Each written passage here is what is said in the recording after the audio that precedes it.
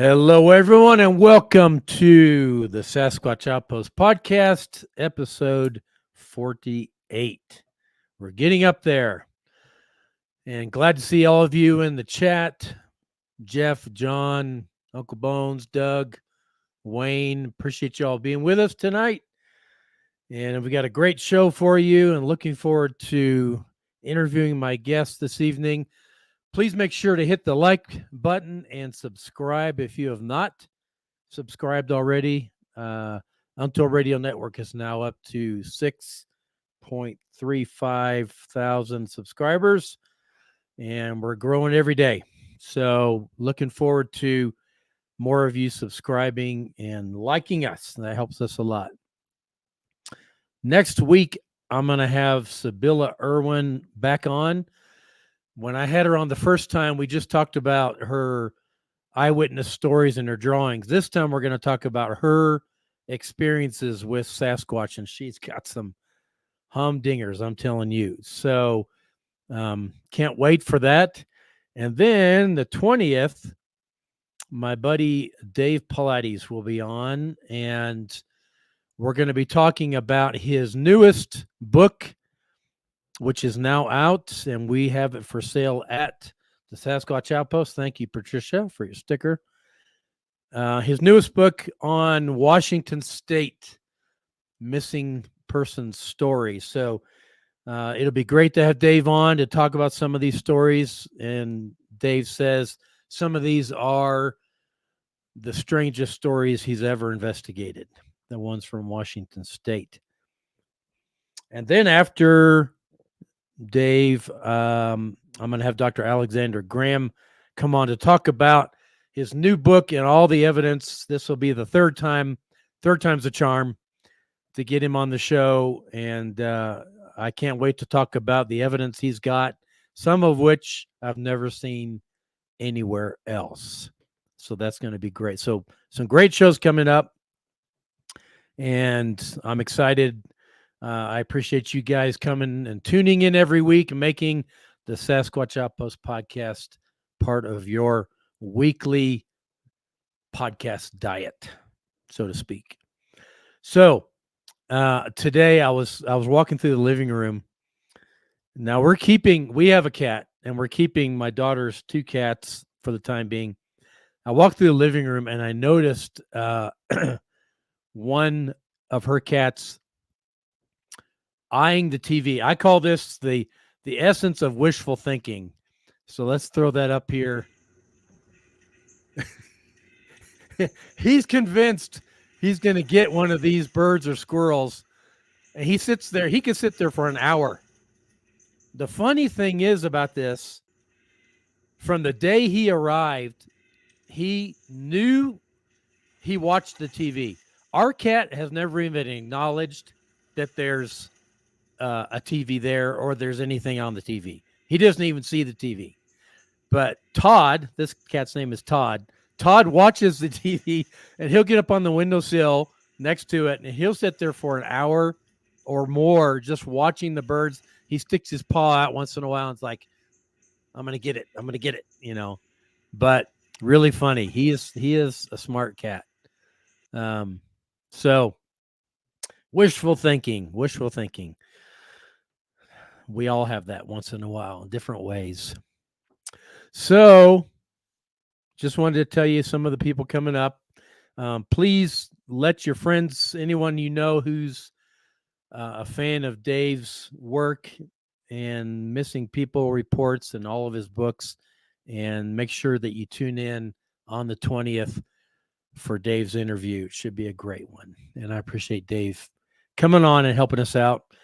I'm going to get him on later in the summer for a different reason, which I am not allowed to talk about yet. So we'll see if that transpires. But all right, my guest tonight is Kenny Collins, or if you ask people in Estes Park who this is, they would call him Mr.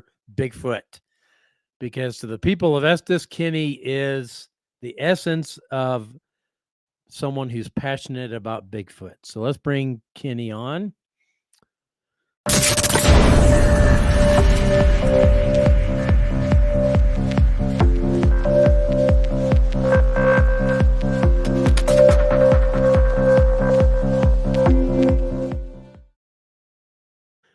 Welcome, Kenny. Hello, guys. Good to see you tonight.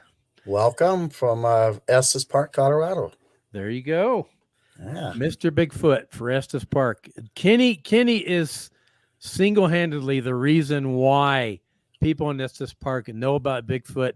He's the reason why they have Bigfoot Days in Estes Park, which has become a very big event now. And we've been every year as vendors. I went and as a vendor, and Kenny and I both spoke as well last year. And Kenny's had a great deal of influence in Estes Park. He was influential in getting Squatchy Donuts set up in Estes Park. So I appreciate everything you've done up there, Kenny, and how you've helped us over the years getting involved in Bigfoot Days and everything else. Thank you for all that.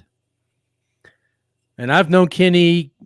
Kenny and I have been friends for about 10 years, actually. And Kenny reminded me the other day, I had forgotten about this.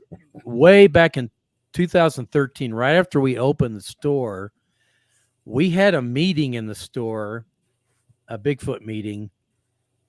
And I think Mike Johnson came to speak at that from Bigfoot Investigations of the SIR, Sasquatch Investigations of the Rockies. And Kenny came and had some tracks and things, and I had him put them on a table in the corner. And at that time, we didn't even have the museum.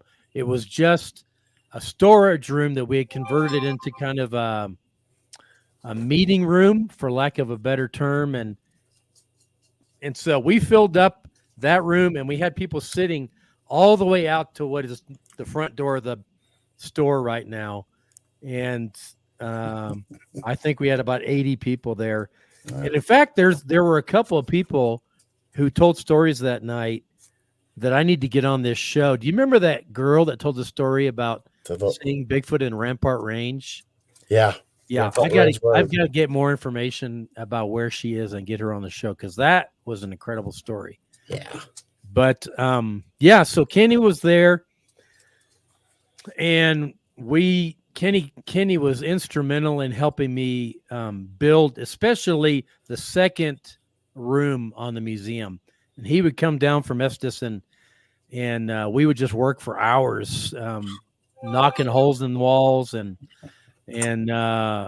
just building what now is the extension of the Sasquatch Outpost Museum, or Sasquatch Encounter Museum. So, Kenny, you've been a big part of everything we're doing for a long time now. So appreciate you dealing with me, putting up with me. I'm pretty avid there. Well, we put up with each other, I guess. That's right. Every Bigfoot researcher's got his issues. I can say that honestly. For sure. So we've got a bunch of pictures here from Kenny that we're going to put up. And before you explain this one, why don't you just tell us a little bit about where you're from, Kenny, and how you ended up in Estes, and then we'll get into some of these pictures of your relatives here. Well, I'm from Nebraska. I had a chance at 12 years old to go to a flick. I lived out in the country, didn't even know what a flick was. And our neighbors, which in the country don't have very many, so a mile down the road, whatever, we had one. And they invited us, the friends of mine, we're all about the same age, 10 and 11. And so I went to see a movie in a little town in Seward, Nebraska. So at the time, the Planet of the Apes was showing, or the Legend of Boggy Creek, and there was another Legend of Boggy Creek person. Yeah, there was 4 of us. So the 3 went and saw Planet of the Apes. I went and saw Legend of Boggy Creek by myself. I didn't know why I'm doing this. Now I know why. All these years later, I know why. And it was funny thing about that is that night when the movies was over and I went through this shock of seeing it and saying to myself, what are these? And I'm going to find out what they are when I get older and can. But when we got out of the movies, those three that was with me were running around acting like the apes, and I'm running around in a daze. I'm running around in some type of like, I wasn't being, but they ain't monkeys. Then No. I thought that. I had the same reaction to that movie, Kenny, and that movie stuck with me all these years. I didn't know that you started off seeing with the Legend of Boggy Creek. That's crazy. That's what Something else we have in seeded. common. Well, it's something that seeded me. It said, Yeah. this is something I'm going to put in you, and you can take it any way you want it this time. And when they were walking around doing their things, making fun, I'm walking around seriously as a kid at 10 in the cornfields of Nebraska thinking, I'm on a journey. So, And you remember they never called it Bigfoot or Sasquatch. They just called it the Boggy Creek Monster. Boggy Creek Monster. Yeah. But we know it was a Sasquatch. So that's what got it started. And then, of course, years later, with the opportunity to come to Colorado at an older age, with that still in me, it started getting more maturing. Yeah. And yeah. So who was the first Bigfoot researcher you ever met? Dennis Poles. Oh, Dennis was. Okay. From the Erickson Project. Okay. How did you meet Dennis? You know, the sighting I had and I had a trackway in Estes Park on a ranch called the Elkhorn Ranch. And I had called the BFRO, and they sent Dennis up. And this was this is 2012. Okay. And he came up, and that's how we met. And I'm so glad I met him because he rounded me. I was pretty square. He knocked off the corners and made me more of a better researcher to where I am today. And when I talk about my past, I talk about that researcher as being my mentor, the person that I looked at to shine with. And boy, did he teach me a lot. And when we left him, just like David Pilates and Ron Moorhead, I'd go on to let Scott Carpenter. I've had some people around me. I rode some shoulders, and I'm so blessed that he was the first one that I jumped on the back of, and he accepted that. And I did not know that. That's awesome. Yeah, that's what in this journey we take, you got to have the people, and to have them, I was fortunate. Well, Dennis is a great guy. And so you moved, when did you move to Colorado? Well, the first time in Colorado, before my years moving here, I did the Rampart Range Road area. It went up into Cripple Creek and went up in, that's where my research was kept in Teller County, El Paso County. Heck, I went as far as down into the Pueblo, into the Phantom Canyon area. And this is all after 2013? Yeah, well, this is before now. So growing up, this is before 2013. Okay. Yeah. And I started off in there, Colorado Springs area, Teller County. Okay. And then we decided, I said, I kind of tricked Diane to come into Estes Park. I go, yeah, she's a nurse. I said, there's a small hospital up there, and we can go to Estes Park and work in a small town. So, Jamie, that's what I did. I went up there and I walked through the streets of Estes Park, and I says, there's not a Bigfoot, nothing here. Nowhere. Do they know Bigfoot's here? So that's now every store in Estes has something about Bigfoot in it. Literally. It took me like 4 events to pay for myself to get the awareness here. I brought David in, Pilates, and I brought, Matt Moneymaker. I did a town hall with Fighting Bigfoot. Fighting Bigfoot was supposed to come to me, guys, but they went to Jimmy. And all these years, Jimmy don't know this. All these years later, I sat there like, they were supposed to come to me. And I thought, this is not what it's about, Kenny. It's not about glorification. It's about education. And they went to that part of Colorado and did it with a beautiful lady, and with that part, that's fine. But I did get the first call. I thought, they're coming to Estes. But years later, I got the Bigfoot days, and it all, paid off. Yeah. But, no, and it's become a very big event. So, so tell us about let's put that slideshow back up here, Steph. Tell us about who we're looking at here. It's my cousin, the first full-blooded Native American Cherokee to win the Miss America award, 1926. That's on my Mm. that's on my dad's mom's side, my grandma, Mahalaha, and that's that side of the Smallwoods. And the Smallwoods family line is where I think I get most of my pioneerism, and it goes from a lot of history in that bloodline of the Smallwoods. We go from, of course, her being Miss America to, we're just, it's a big bloodline there. We Yeah. related to the Hatfields and McCoys, Abraham Lincoln, Jefferson Davis. I could talk about one of my relatives died with General Armstrong at the Little Bighorn. So this is what when I go out, I try to take my. Was your relative a Native American or a soldier? I'm sorry, what was that? At Little Bighorn. Was your relative a Native American or a soldier? A soldier. Okay. And he died with General George Armstrong. I have all this stuff in my family archives, and I did send a bunch to you that shows the archives. But I try to think that, even with my family has ties with Davy Crockett, and it's like I think to myself, and Floyd Collins, I talked about Jimmy earlier, and my bloodline is just had to go out and do the go-getters. They had to be the ones to get out there, and I think that's why I carried into what I do, my Bigfooting, Sure, that spiritual side of my relatives. Hey, do you know the story about Davy Crockett and Bigfoot? And the Bigfoot, you bet, of him on the side of the log banging it. Now he's banging a log and with a knife back then. These guys were, you know how they were. And this Bigfoot, right, Jimmy, appeared to him and warned him that he would die at the Alamo. And Davy didn't take it. And I think to myself, maybe my grandfather talked with him about this. I mean, who knows? Yeah. But I mean, in the archives that I sent you, it shows that they hunted and they turned in wolf scalps together.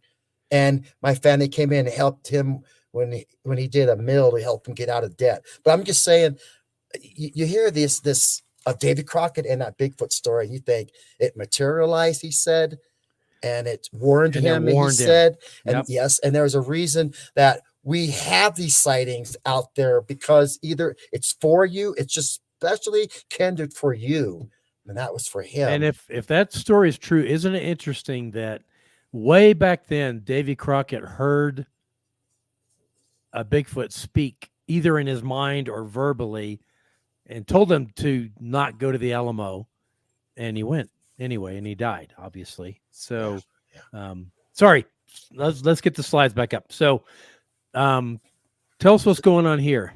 That's part of my pioneerism and the blood I talk about. That's Floyd Collins. That's one I was talking about at the Mammoth Cave system.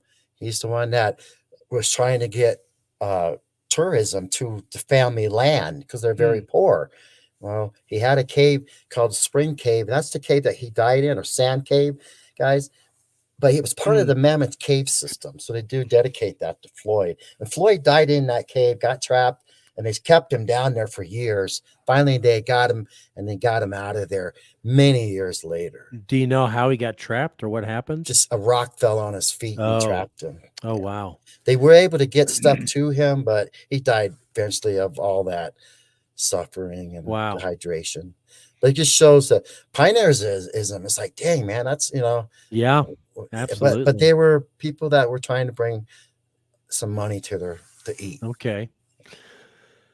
So this is another view of this would be the picture of Norma Smallwood. Very beautiful. Look at the hair. She's beautiful. The hair bob back then. Yeah. She looks like Princess. And we all got Leia in Star Wars. We all got that nose. She looks like the princess from Star Wars. Princess Leia. Leia. So, but she's beautiful. She's obviously. Hey, maybe they did that because they maybe because of her. Oh, because of Sasquatch is the Wookiee guy, whatever. Yeah, Chewbacca. Okay. There you go. There you go, Chewbacca. Of course, here's old Bob. Good old Bob. I made a look-alike doll and sent that to him about 5 years ago. He still has it. And Russell was so graciously nice enough to help me get to Bob for that doll. It meant a whole lot to me. When I met Bob on an event one year, and that's just the kind of guy he is what you see. And I just Do you, fell in love with the guy. do you Yeah. know how old he is now? He's 90, right? I knew he's upper 80s. Yeah. Um, His he doesn't yeah, travel around a whole lot anymore. It's he can't. no, no. The But body's but he's never changed his story. All these years, he's kept the same story. So yeah, guys, and there's the inside story on that with M.K. Davis, Don Monroe, all these inside guys I know have trashed this man, but I don't see none of that in him. right. That was a story that's still to this day the best. Look at all the cell phones and technology we Yep. have. Yep. So And we've never gotten anything even close to it. So no, 92, Kevin says. Wow, 92. So this is some of Kenny's creativity. You built this, right? just like I built the one in the cave at the museum or the mine. Got to make sure we call it the mine. Yes, in our museum, when you cross between the first room and the second room, on the right is Patty Bailey, the female Bigfoot that Kenny built for us that has the glowing red eyes. That Yeah. is also Kenny's handiwork. So This one was better, of course, because I get better each time. And a lady from the Smithsonian, Carol Highsmith, came out and did a picture, just a picture of it, and they put it in the Smithsonian and said it'll be in there for 700 years. And you're the only guy who's ever going to have a picture of a Bigfoot like this in our museum next to the Bill of Rights and all these archives in there. So you can go on the Smithsonian archives and find that this That's Bigfoot cool. is in there. And that's to me, I never expected that when I made this. I just was making, and then you get something like well, listen, prestigious. you have gotten really good at this, because from the very first one you made to this one is unbelievable. Yeah. Seriously. So well done on that. Thank you. Let's talk about your buddy Sammy. So, Well, in Estes Park, we have our elk, and we also have our spirit animals that we can connect to out there.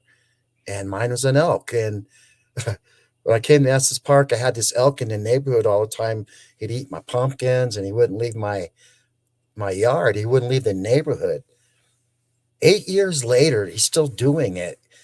But each year with the elk, I got more and more friendly with it, and he'd eat stuff out of my mouth. He'd almost jump in my lap if I could drive him around in my truck. He would. But he had a crooked nose, and it's just a beautiful animal. Of course, during a rut season, we didn't mess with him, or he'd come back all beat up, horns broke and gouged. Just like, yeah, here we go, Sammy, another winter. I'd sleep in that trailer, and he'd sleep right outside next to me, and I'd just look out, and he'd be out there. And I did that just because I can sleep next to an elk, and I love the animal. He was still there? No, because this year, with all the traffic that's going on in Estes Park with these loops and all this going on, they went and moved my Sammy.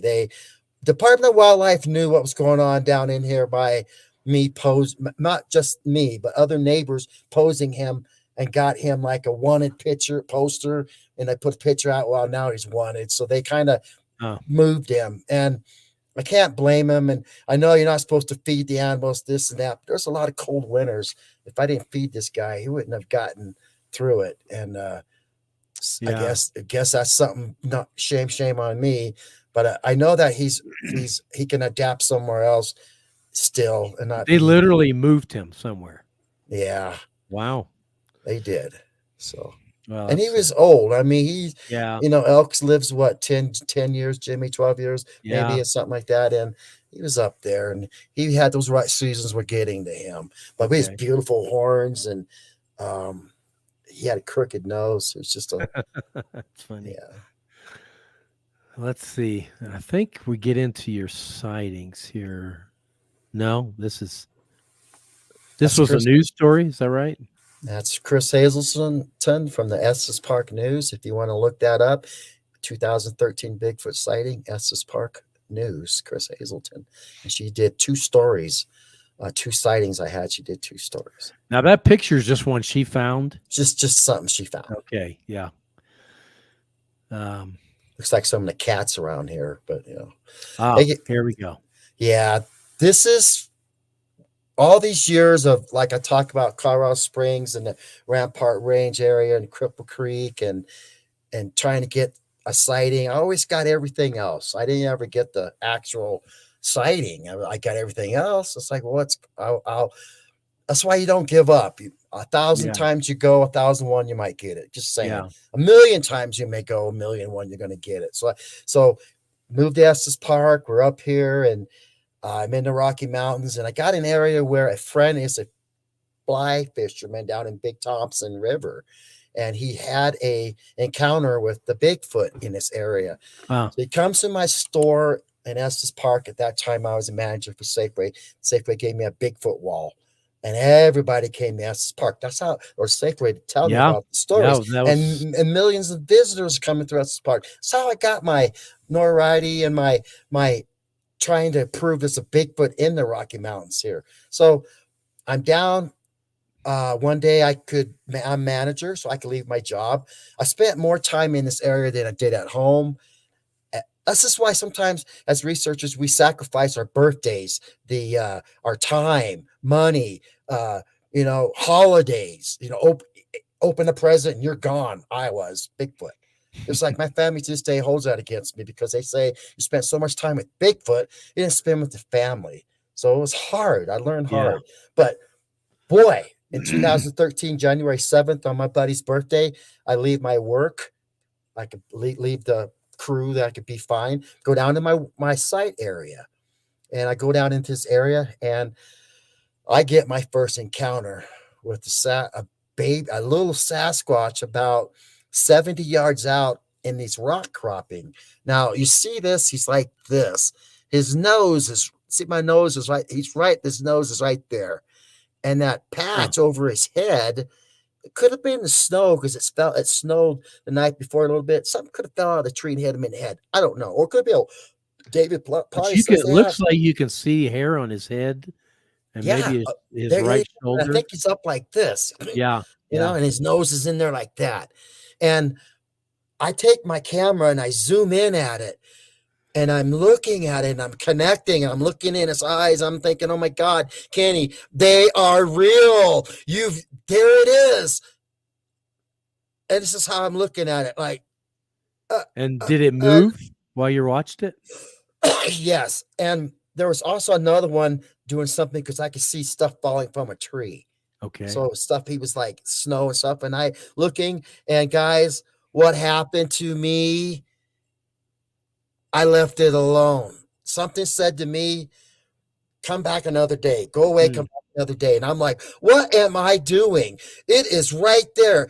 It's the Bob Gimlin of films. Why ain't I run over it? All these years I'd say to people, well, if you saw the thing, why don't you run over there and kick it? Well, I didn't. My first sighting, I couldn't accept it. My brain went into some type. When I went back to my truck a quarter mile away, I was crying to where, what is wrong with me? Why am I not back there? And I drove off, and it said to me, you come back another day, come back another day.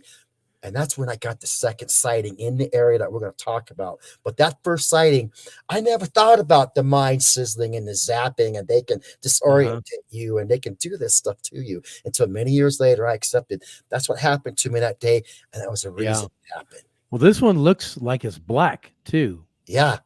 And it's if you go like this, his face is right about like my face. Is right there. Yeah. And he's just up in there. He's just looking at me. And there's another one messing around.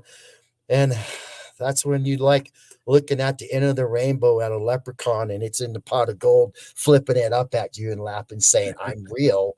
And that's when your mind just, they're real. And you're looking at it. And that's all the proof I needed. So this next one was very different than this first. That's the second sighting in the same area. Now, up in this tree over here to the right, you see a head right up in here. The body's right there. That's big red. If you look to the left, to the left bottom over here, you see this one looking at me. He's sideways, and the sun's hitting his head right there. It's the blackness of that cranial was so beautiful. I had to stop and look at it and go, "Oh my God, you're so beautiful!" But he's got his head like this, looking at me sideways like this, just like that, right there. That Where black is it in relation to the big tree in the middle? is to the left. So Huh. go left. I wish I had a way to point it, but I know it's but frustrating. then, guys, what got me to turn around and take this picture? If you go all the way to the left of the photo, you see a black spot right there. Now, somebody take these pictures and crop them, blow them up. You're going to see there was a baby right there. This is his little head. He was cradled in there. He's all the way to the left, and he's about go Down middle. like right The on little top of the spot rock. right there, that Yeah. little black spot. He was cradled back in there. What made me take the pictures when I jumped off the rock, if they wouldn't have done nothing, I wouldn't have heard them. Why is it that I heard this little one do a cry to me, and when I turn, it is right there next. It was right there next to me, and when I turn, this one that's sideways is looking at me, and I'm saying, "Hey," I talked to him. "Hey, I'm not here to hurt you." And that's when this big red one popped out, and that's when I was able to take one picture. But the red one popped out when and I got another picture of it blown up, if it's in there somewhere, right there. And there's his fist. If you look at his head, it's way up top there. It's like in that little spot right there. You see like his forehead looked like Kane the wrestler. He was like very skinny and very to a point where his head was just his brow was sticking out, and he's got these eyes of disgust and content. It was like this intensity, and it was just this like, I'm just like, I want to kick your butt because you've been bothering me for 3 months. I did a 3 months habituation in that site, and when I got the sightings, I was getting them really good. And we also had a flood that year, so the forest was shooken up. But he's swinging his arm up, his fist. I know this is pixelated, guys, but he's swinging his arm up. He's got a fist down here, and that fist is big as a bowling ball. And it was, I would say, it was, 7, 8-ish feet in there. But when it gave me that look, so the head is kind of in the crook between the tree and the branch. there you go. Yep. Okay. Yeah. And it's pixelated, guys. But you got to understand. There. So the question here: could you see his eyes? Yes, when he turned, and he did that. I caught him when he was taking a step out of the tree. He did about 4 steps, and then when he turned everything. He didn't turn like this. He turned like and looked right at me. Huh. And I'm looking at it going, I said, "Oh my God, all it has to do is take 3 steps off those rocks, and it could land right on top of me." Hmm. And I look back at the other one going around the corner like this, and I'm talking to him. I go, "You're the first one I saw not too long ago. So what did you do?" He brought the family. And I'm looking at that one around the rock, and then his baby's doing something. I backed the heck out of there. People say that run after and take 100 pictures like Vegas. You don't do that. Until you're in that situation, you Yeah. don't know how you're going to respond. There you go. And I backed out in respect. Thank God I did, because I love him so much and respect him. I thought, thanks for giving me that. And it wasn't, I wanted more. It was like, I've had enough. Yeah, that's cool. Now, what's this? Well, in that area of Glen Haven where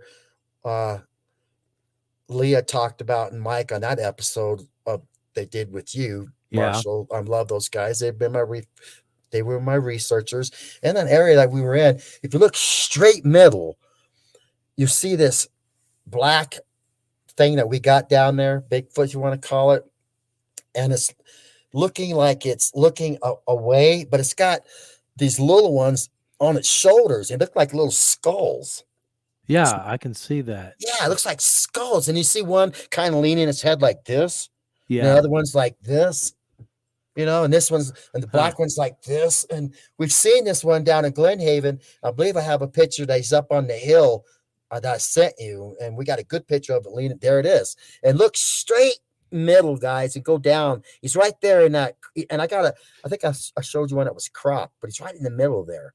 That's a footprint, but he's right in the middle of this one. He's right there. He's kind of doing this. He's looking over, and we got him on recording, me and Leah.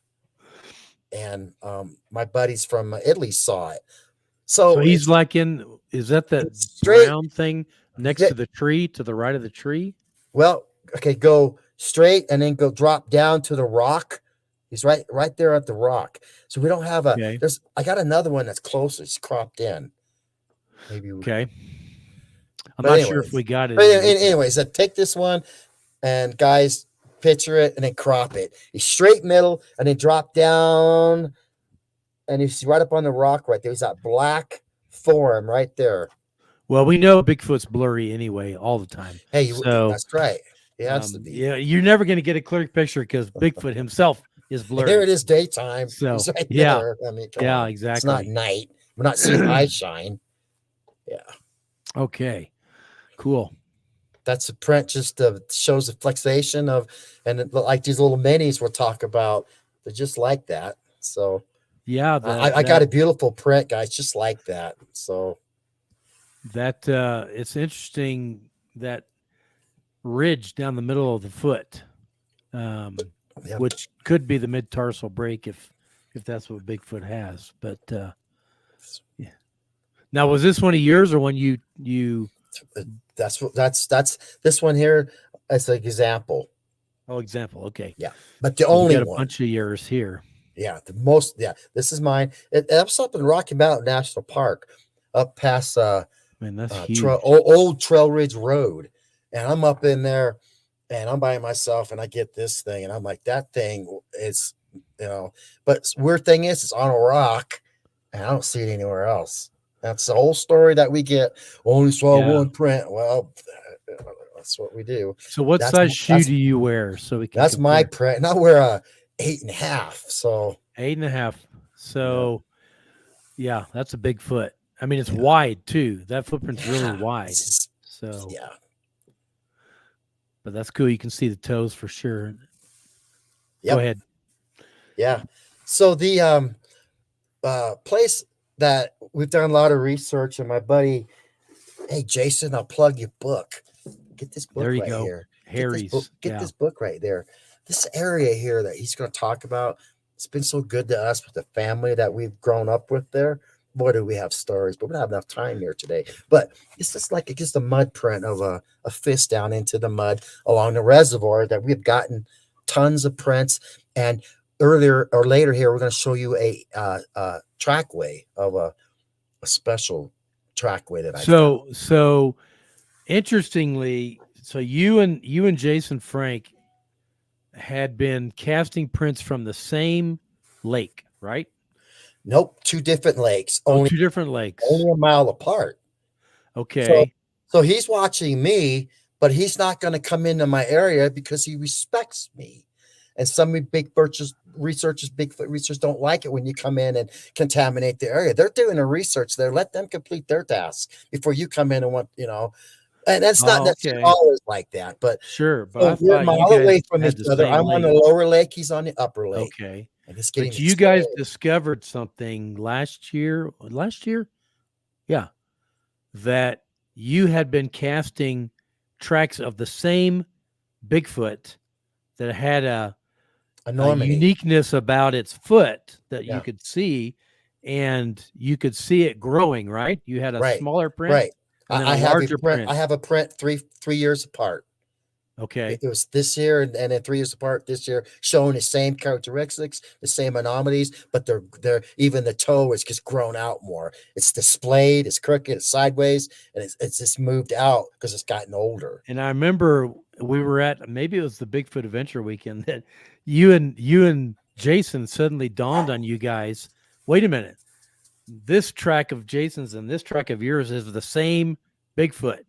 And it was like this light went on. You're like, oh my gosh, look. Dude, and we are putting a puzzle together. Yeah, dude, it was incredible. We got the same type of puzzle going here, and you've got pieces missing, and I got pieces. Let's put the puzzle together. And I got to tell you guys, Kenny and Jason have done more for the idea of casting tracks than almost anyone I've ever met. And these guys, and the interesting thing is they've been casting from the same place over years. So they've seen, development of these Sasquatch, and it's in mud. We have such a hard time in Colorado getting tracks because the ground is so hard. But this is a lake that the water level goes down in the summer, right? Yeah, it can go down sometimes 10 feet per week. That's why I try to go up 8 weeks. And every 10 weeks, I follow the bowl around and it circles down. Another week, I go up, it's dropped 10 more feet. I follow that bowl around. Pretty soon, it gets down to the puddle. And they're There's trying to get out to the puddle. There's Yeah. always barefoot Yeah. tracks. Tell me whenever, we don't need to do it now, but whenever you want to show the track video, because Well, while we're talking about trackways in the area, that is the area that this trackway's in. So let's do that. okay, this is There's really a cool, little you guys. guy again. It's right Look how there. tiny this footprint He's is. there. He's there. He's there. He's walking his own inline step, guys. Look how Tiny, inline tiny, that is. tiny. Walking right next to Mama. There's the little guy. Look how tiny. You're never going to see this, guys. Look at this.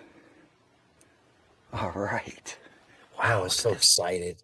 You know, it's so Look at that worth one, it. When you guys. see Look at something that like footprint. You're pointing. Yeah. How far is your finger away Look from at that again. footprint It's right there. when you're pointing there? I'm There. probably within He's there. bending, squatching down, so He's within 14 He's there. inches or He's something like walking. that. So this footprint is what? Maybe 4 inches long? It's 3 inches five. long? It's 5.5 inches. And if I went to the thrift store and thought, well, what would a 5.5 inch shoe be for a human? And they say about 20-month-old to be your 24-month max old.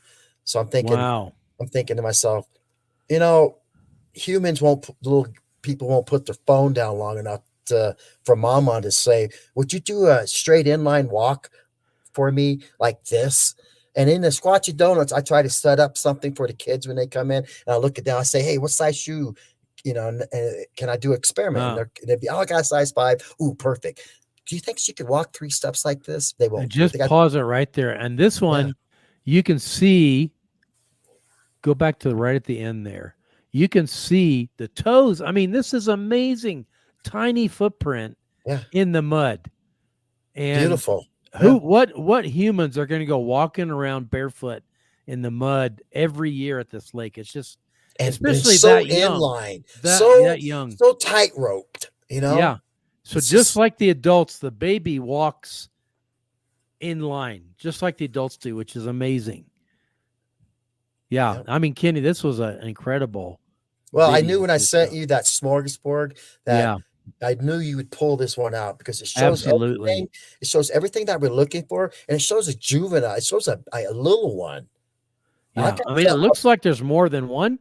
I can Oh, yeah. see on the right even more little yeah. footprints. They're So, running up and down like you said. They're little kids, like just like they're human adolescent little kids. They're playful. They're gonna do mistakes. Yeah. They do things a little different as they get older. They don't do them. I don't think, but they're just being. I got to get up there with you sometime and take a look at this place because this is amazing. This is really amazing. In the past 2 years, the reservoir has not dropped down, so it's been Really? disappointing. I'd have to go up the lake that Jason got his prints is being drained, so I go up there on his lake. Okay. But Yeah. Quite a video. Quite a video. thank you. So, yeah. Now we got some more treks. Where was this one cast? This is in the snow. How do you do this in the snow? I know, but for our our viewers, how do you do So that? guys, for a poor man, I'll do plaster of Paris, and sometimes before I see the print, you want to get all your detailed information on it, which a lot of times I don't. I saw so much, been so much, I don't care much anymore. But in beginning, take your measurements, take a before picture now because people want to see the before and after. I've gotten more better with it, but on this particular one, I saw the impression in the snow. I sometimes, if I have spray paint, I'll spray that first, or hairspray. There's some stuff called, anyways. Yeah, there's special snow spray for your shoes, Yeah. for your skis, something to help you. But sometimes I don't even do that. I mix the consistency of the mixture to where it's pudding, and then I I just poured it in. I try not to blow the print out. I try to keep it into the line that I found it. The cookie cut, I call it. Yeah. It's like, don't blow it, put it into the lines. So then you see that I had spread some powder for casting, just to kind of get it out, and then you just poured it and then wait and pull it. The bad thing though about this is not hydrocal, but these don't last long. They break off over the years, and you lose. Hydrocal gets pricey though. Yeah. But yeah, they have special spray for snow and special spray for dirt that kind of settles it and makes a shell that you can pour into that shell. Yeah, and that's So off of the really ranch cool. in Estes Park. Okay. It's about 2013, and it's on the ranch. And how did you get on the ranch to be able to find this? The owner, Jerry, allowed me to go onto his ranch and do anything I wanted to do, because in the ranch house I had a little museum in there, along with a business called Cheesy Lee's, and we ran out of that Elkhorn Lodge. He did this pizza place. I had a little Bigfoot museum in there, and Jerry let me go on the land and do that type of investigation. Do you ever, Kenny, carry a tape measure with you that you put down next to the track? Yeah, and also have a stick with your notches in it if you don't want to carry a tape, or carry a little one. But a lot of years at the beginning, I had a little measuring tape, because that's getting that information is important too. The times I found tracks are the days that I forgot my tape measure. So of course. So before you leave, you mark your fingers and your arm. Now, where was this one cast? Well, that's the cast that I pointed my finger at and said, "Look at that one." Oh, the tiny. This is only 5 inches long? Yep, 5.5. Wow, and you can really see the toes. And those cracks in there, guys, the mud cracks. So okay. Yeah, it's not his feet, but there it is, that little booger. And they're going to talk about the toes being pinched in from years and years of wearing shoes. Well, we know that. And a lot of time in casting, you won't see that little toe touch. It'll be up, but whatever. I think it's a beautiful little guy. So. Do you have any idea how many tracks you've cast? Oh man, I tell you, probably hundreds. Oh yeah, at least, and probably broke more or given more away. Yeah, I give it a lot, guys. We've got quite a few of Kenny's in our museum. Yeah, and I gave it to David Pilates, to everybody out there. Ron Moorhead, I gave the shirt off my back one year. He wanted it, and I said to myself, I'd give Ron Moorhead the shirt off my back. But I have given probably more away, but it's okay, because what is it? It's just a footprint. It's not going to make me millions, and if it makes, I give a lot. So yeah. This isn't the. Did you ever have this at the BAW? Yeah, I did, along with the shoe. To show that shoe, that 5.5, it was a red shoe that fit into that. Okay. To show you guys, that's running around out there, and that size of a shoe. And by the way, mentioning the BAW Bigfoot Adventure Weekend, I think out of 40 tickets, we only have 8 left. So anyone who was interested and hasn't bought a ticket, I said last week they're going to go fast. They're almost gone. So yeah, it's a well worth it. But Kenny's there every year helping us as a guide. So okay, what I can't remember what. Oh, here we go. That's just to show you guys the babies that we get in that area, and that's just a little print to show you my hand. Wow, that's to that, and they can call it whatever you want, but you can see the heel at the bottom. You go up, bring yourself back. You look at my index finger. You can see a toe there starting, and you can see a curvature.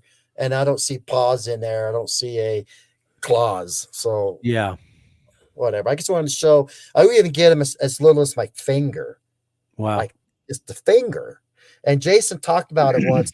And when you said that we connect with things, he goes, "Yeah, we get this little one. It's about the size of a big lighter." And I just laugh and says, "Yeah, I got a couple casted. This little. I mean, that is itty bitty. That's crazy. That's like for humans, we wouldn't even be.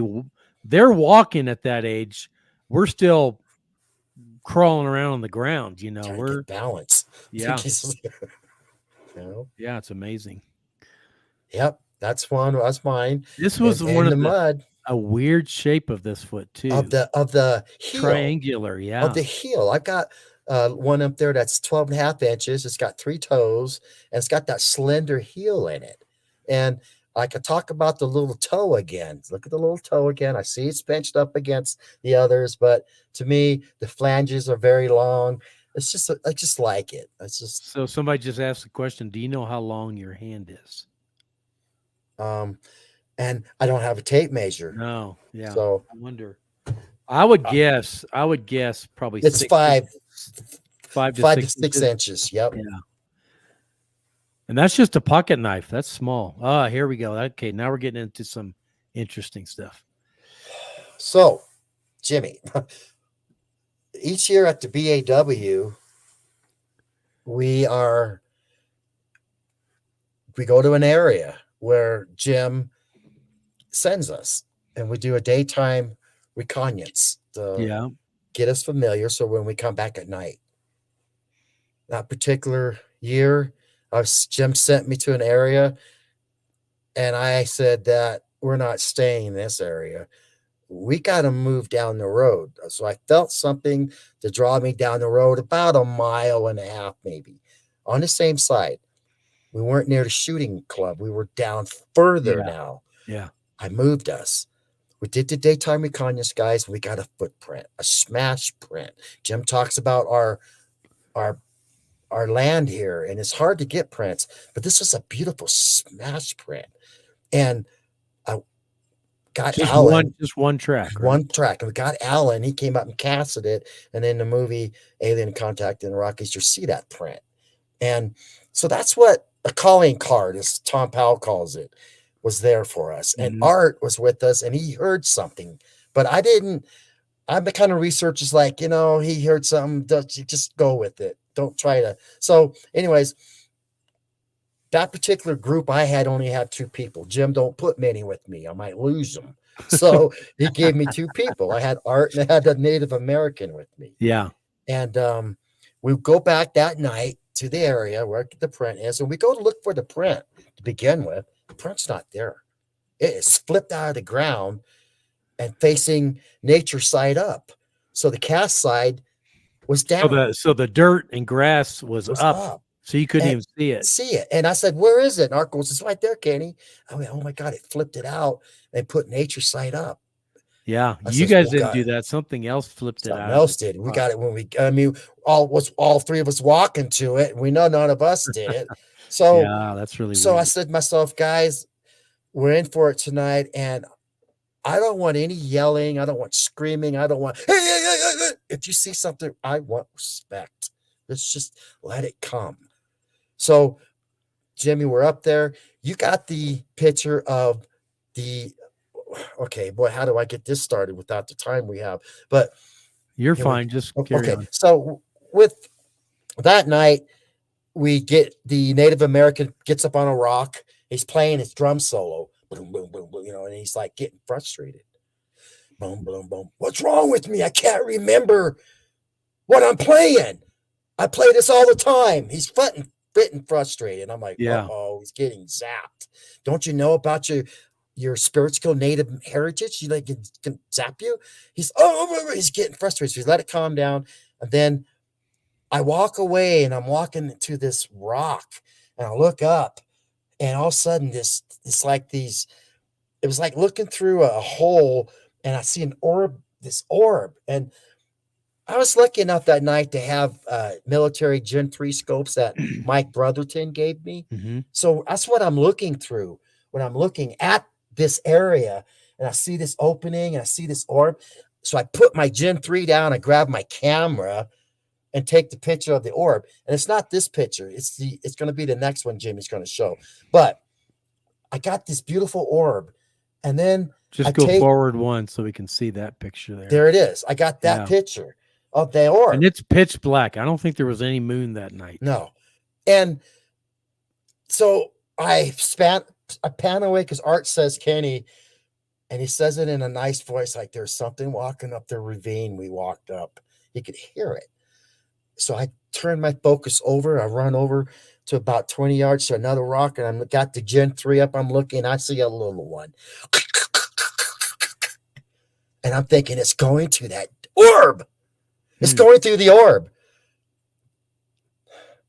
I saw it kind of go down too. Like it went down. It was like, maybe it's trying to hide, but it's dark and I see it. Was it running uphill or downhill when you saw it? Uphill. And after that, it was like, so back up one step to the other picture. So after that, we got our, we're all just in a fright. And I'm thinking to myself, this is why Jimmy only stick 2 people with me, because I got to get these guys off this mountain. And they're all in shock. And I'm shocked too. I bent over and had such a pain in my gut. And I'm saying, Art, I was so emotional. It was like it just zapped me so hard. And I'm cringed, and I'm thinking logical came in and went, you got to get these guys off this rock. I know this is what we asked for when we're out here, but get out there. Jim talked about that, trying to get out of the car one time about being so afraid. Yeah, it takes a lot to curb that frightness down to do what we do, or you won't get anything, but you're going to be afraid. Don't do this. But I'm just saying. So after that, it happened. I got the guys controlled. We'll go down our path. We get back to the car. It took us weeks to get our voices back to talk about it. And when we did, it was like, well, that was a night. But so I took the before picture, right? Okay. So as I was saying to the guys, I don't want any freakiness. And Art was saying that night, Kenny, I don't feel good tonight. I said, then you take pictures. Just take them, and I don't care. Art, if you see something going on with me, you know me. It's going to come. You got to start it. And don't sit there and go, camera, you start right now with me. So he starts, stops. Through the night, he took the pictures. Thank God he did. On a 12th frame, when he took this picture, he got the orb opening. So he took the picture of the orb. I got it solid. He's got it opening. Could be the first time that we've ever seen an orb in a solid in an opening form. But he didn't see that with his eyes. No, he just took his camera. The camera took it. Okay. In the dark. He didn't have a light. Black. And here there's something in the middle. It almost looks like a smiley face, doesn't it? A yellow smiley face in the middle. If you crop it up in there, it looks like that thing on when we grew up in Romper Room, and she's holding that little thing up, and it's going, and she's talking. I see Matthew. I see, but it looks like that little. It's just amazing how it's. But it's so clear that it's clearly round. The outside is kind of the bluish tinge that we usually see. That you see in the first slide. That's that color. But the middle looks yellow. Yeah. That was really bizarre. Really bizarre. It wasn't. We didn't know about all this, guys, until later on, and we're getting the stories, but we're looking at things that particular night. You ain't going to get it all. You got to get back and do the research on it.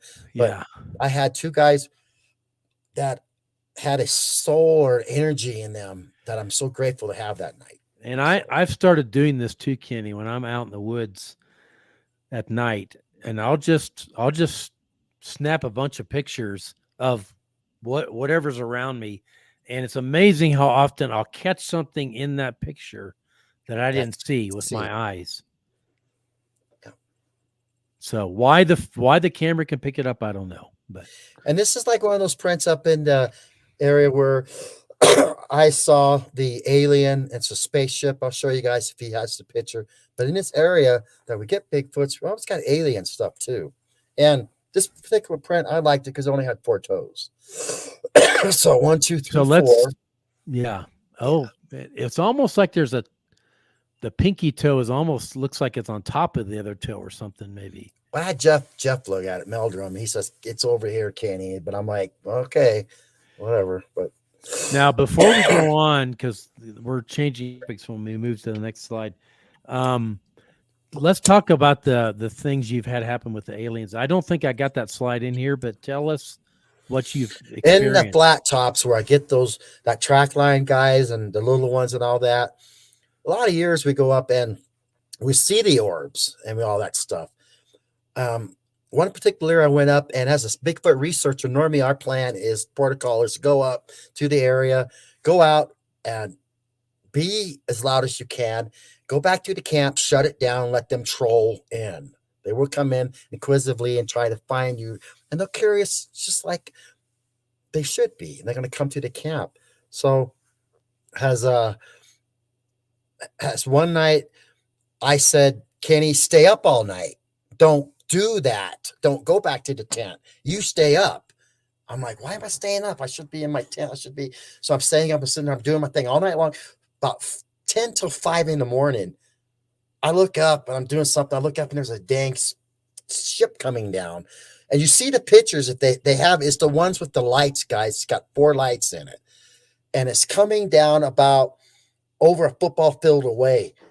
And I'm watching this and I'm like, my God, that's a spaceship. It's a ship. And it looks like a B-52 bomber. It's black. It was like, like it was just got the wings. And I know it's dark, but I can see the lights. And then the lights go they go 1. And there was one of them out of the 4 was the brightest light. It was the brightest one. This one went to this one. This one came over into the bright one, and they all just went into that one solid light. And I'm like, and I got it. It's a picture on it. And if you look at Alien Contact in the Rockies, it's in there because they didn't get it out.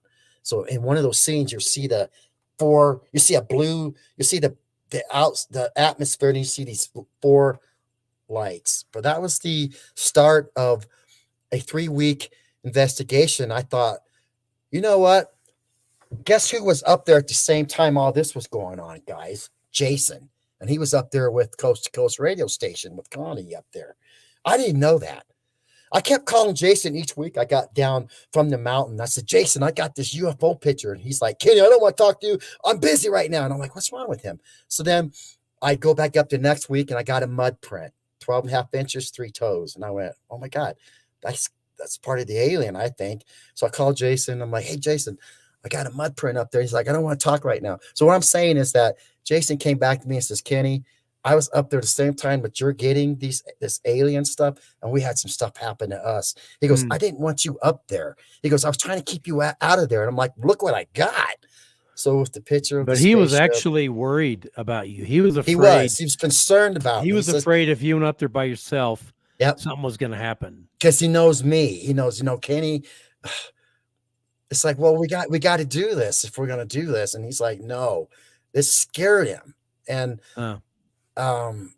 we talk about implants and all that. And we had something happen to both of us. That's another road. But that's another weird story. But so you saw lights from a ship, and then something came to your truck, right? Yeah. I put up a trail cam on the 3rd week. So first week I got the UFO picture, the lights. Second week I got the footprint. I go up the 3rd week and I got the truck parked, and at night they come underneath my truck, and I'm thinking, what are they doing underneath the truck? Whatever it is, I can hear stuff going on. So I get up in the morning, and I was lucky less that I set my trail cam out on the deck of the truck facing towards the tailgate, and I left it outside. I didn't care if they took it. I just left it on the edge facing the tailgate. So I go outside and looking around, and my valve stems are gone on my truck. All of them, all my big chrome valve stems. I go, you little mischievous little guys. You always take our valve stems, you get into our coolers, you have immaculate eye shine, you little boogers. And so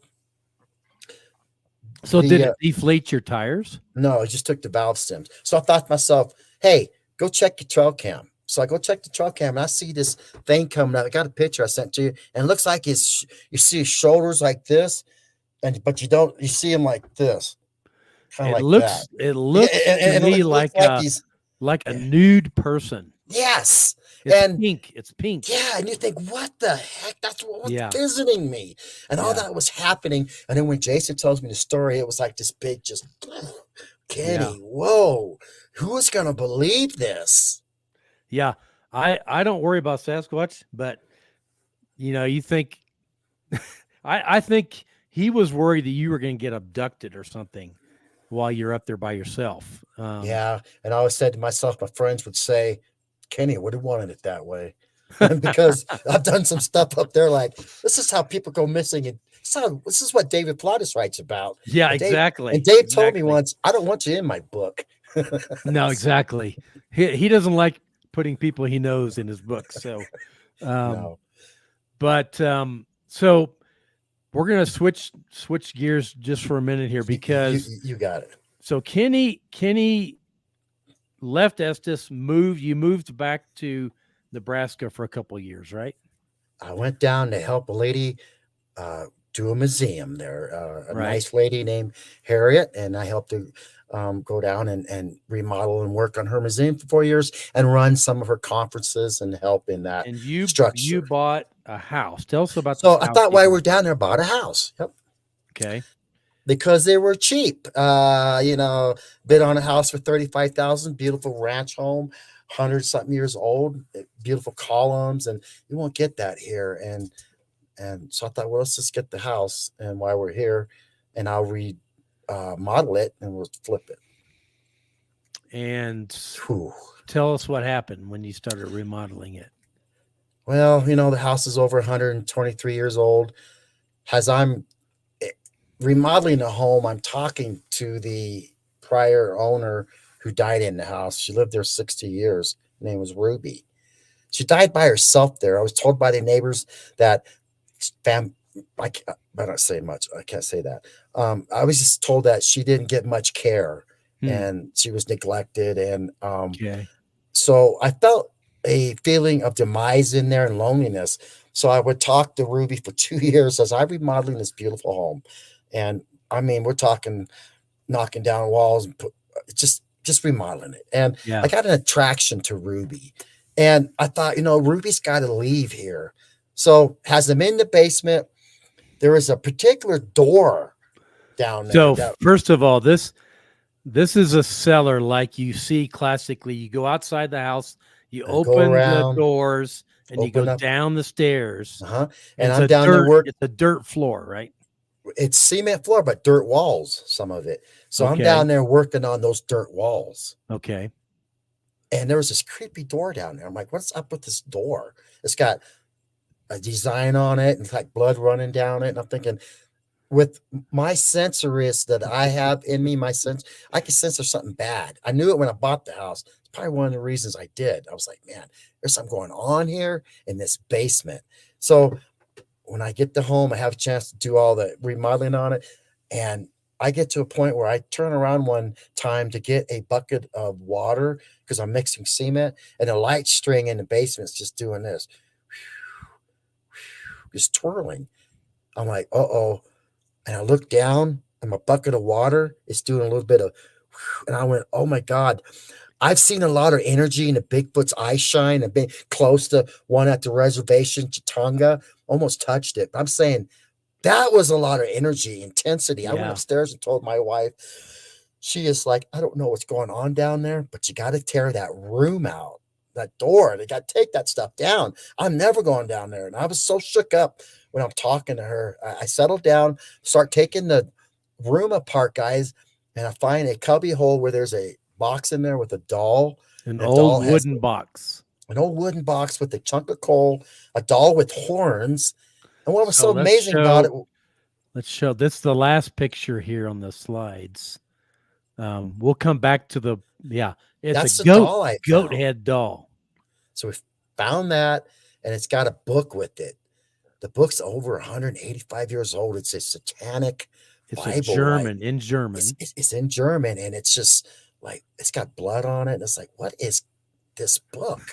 This doll, this chunk of coal, what's going on? And there's illustrations in the book, right, of people with goat heads and dancing and satanic stuff, and all the way.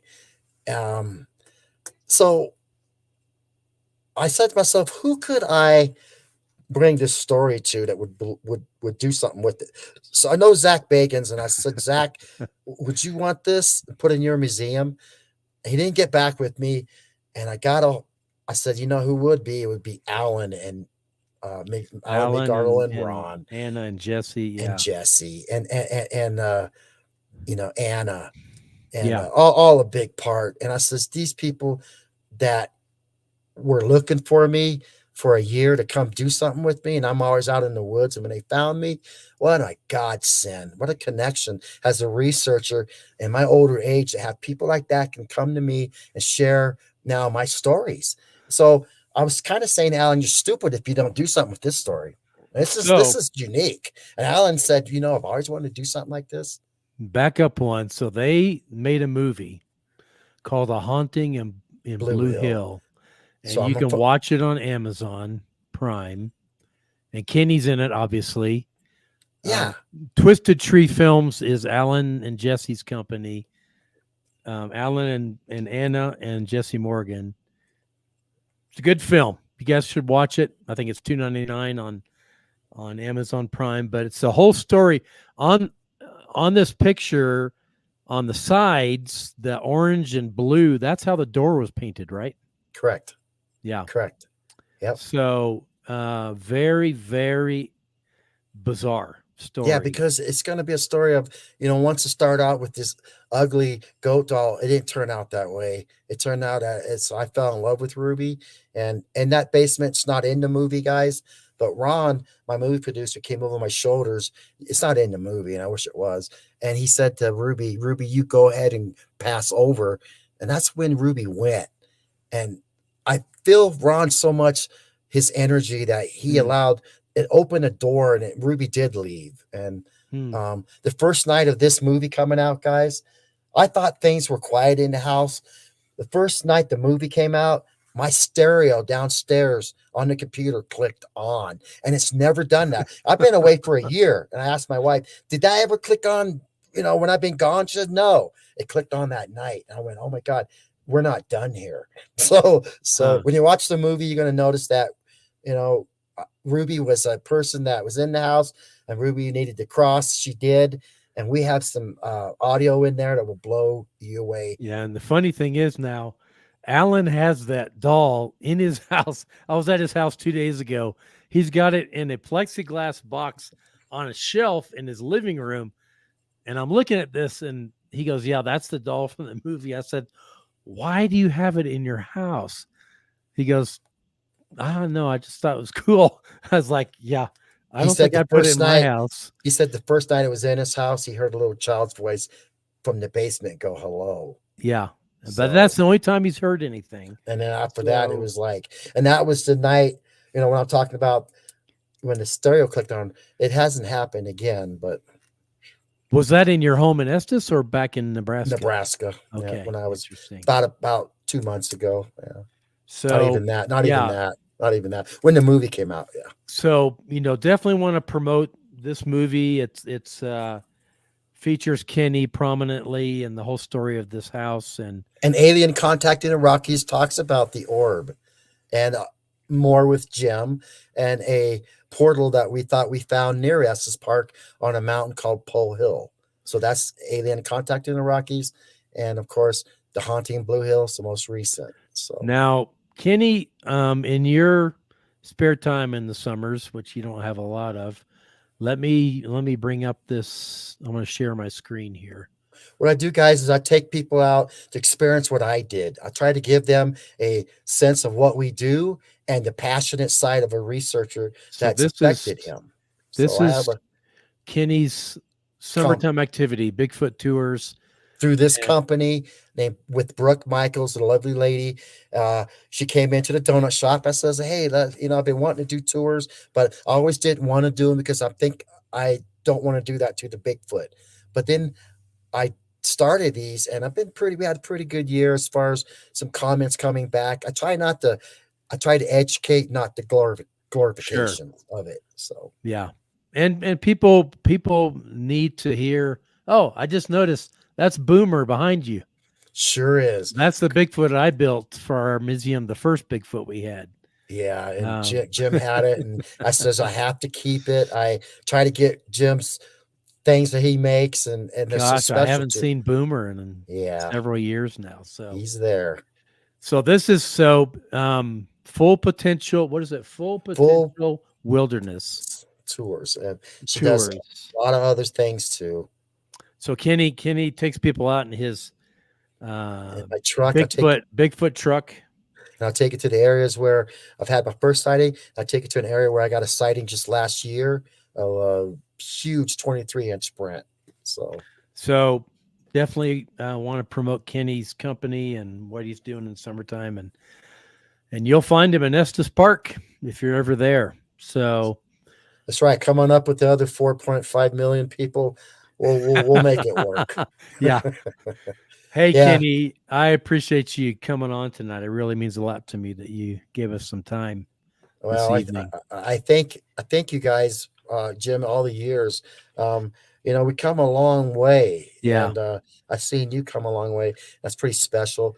And I thank you, Daphne, and we had some good times up there. Yes, we And have. if you guys can get a chance to look at that 2013 sighting on Ben Tyler Trail, that was amazing. Yeah.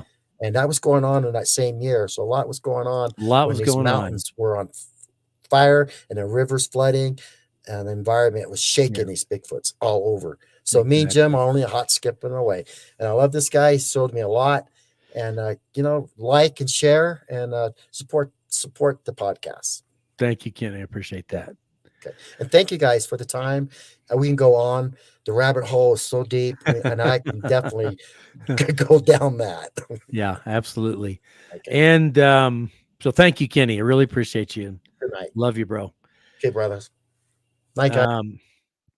So just a reminder, if you're interested in doing one of our tours, you can go to sasquatchoutpost.com and click on the tab Rabbit Hole Adventures, and you can book one of the things, a night hike, a camping trip, or a horseback camping trip. And we can almost guarantee something will happen, but of course we can't guarantee it. So if I could do that, then I would be 1 in a million researchers. So nobody can guarantee anything with Sasquatch.